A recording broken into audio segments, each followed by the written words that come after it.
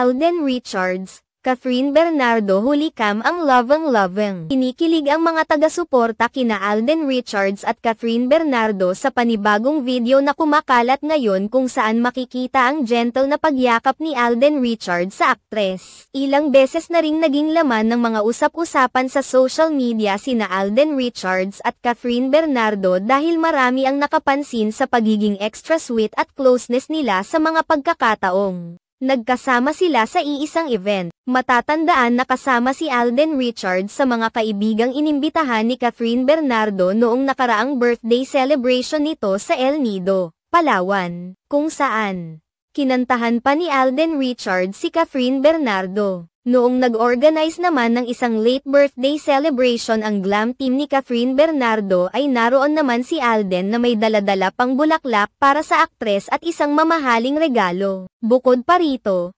naroon din si Alden Richards sa house blessing ng multi-million dream house ng aktres. Ang mga kumakalat namang larawan ay nagmula sa nasabing house blessing ni Kathryn Bernardo na kaagad na umani ng komento mula sa mga netizens. Init-init na nga ng panahon, mas lalo pa gumagrabe ng dahil sa inyo Kathden. Ang aga ng ayuda. Yung yakap pala aga sobrang gentle. Naiiyak ako sa selos charot. Kakilig kayo.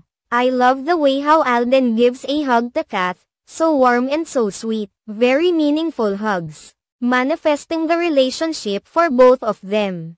God bless you both. Ang real-life encounter nila ay parang teleserye na nakakabitin. And everybody is waiting in the next episode. Sa kabilang banda lalo naman nagngit-ngit ang mga Aldab fans na hanggang ngayon ay naniniwalang nagkaroon ng pamilya sina Alden Richards at Maine Mendoza, kung saan nagkaroon pa umano ang mga ito ng kambal na anak. May mga tumatawag tuloy ngayon kay Kathryn Bernardo bilang kerida o kabit ni Alden Richards.